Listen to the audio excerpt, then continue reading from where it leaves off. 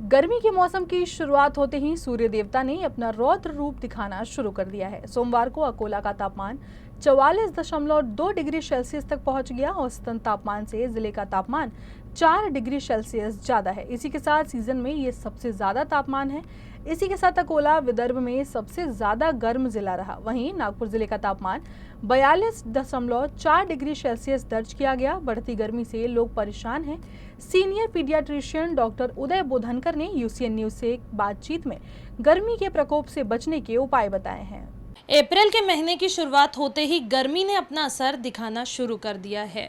बढ़ती गर्मी से किस तरह अपना खास ख्याल रखें, इसके बारे में हम बातचीत करने पहुंचे हैं सीनियर पीडियाट्रिशियन डॉक्टर उदय बोधनकर साहब के पास। इनसे जानते हैं किस तरह गर्मी से अपने आप को, अपने परिवार को हम सुरक्षित रख सकते हैं।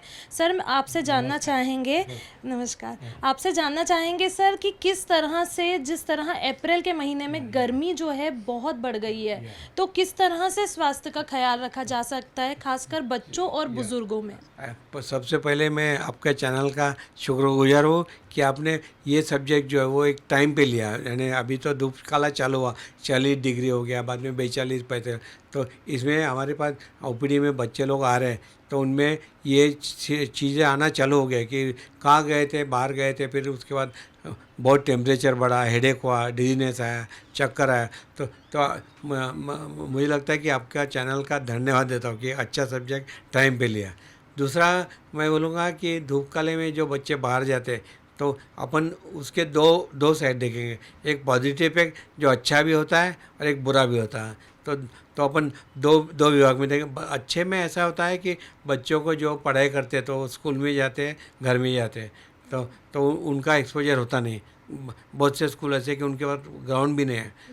तो पॉजिटिव इफेक्ट जो बोलेंगे अच्छे में एक ऐसे है कि बच्चे लोग यदि बाहर गए खेलने के लिए सवेरे, मैं बोलूँगा सवेरे 7 से 10 बजे तक, 9 बजे तक जाना चाहिए, और शाम को 6 से 8 बजे तक, 7 बजे तक। क्योंकि अपने यहाँ इतनी धूप रहती है कि मैं आपसे दूरदर्शन आपके टीवी के द्वारा, चैनल के द्वारा बोलूँगा कि बच्चों को 10 से 5 बोलते हैं, लेकिन मैं तो बोला 10 से 6 बजे तक, 5-6 बजे तक घर में रखने का। बाहर यदि जाना है तो सवेरे 7 बजे, जीवन जल्दी उठे तो अच्छा है, 6-7 बजे, 8 बजे तक। तो नंबर एक ये होता है कि उनको आउटडोर फैसिलिटी मिलती है। दूसरा इफेक्ट, पॉजिटिव इफेक्ट बोलेंगे तो बच्चे लोग घर में बैठ के टीवी देखते हैं या तो मोबाइल देखते हैं। तो यदि आपको स्क्रीन टाइम कम करना है तो धूप काले में उनको बाहर जाने की आदत, खेलने की आदत लगाए, तो ये अच्छा इफेक्ट होता है। नंबर 3 अच्छे इफेक्ट में बोलूँगा विटामिन डी। आपको मालूम है विटामिन डी अपने बोन के लिए और इम्यूनिटी, प्रतिकार शक्ति के लिए बहुत इंपॉर्टेंट है। अनफॉर्चुनेटली मैडम आजकल ऐसा पाया गया है कि बच्चों में, इवन बड़ों में विटामिन डी हम जब करते लेवल, तो उसका जो परसेंटेज रहता बहुत कम रहता। अपने को बॉडी में कम से कम 40 से 50% रहना चाहिए। बहुत बच्चों में 3%, 6%, 10% रहता। ये क्यों होता है कि इन लोगों का एक्सपोजर सनलाइट का होता नहीं।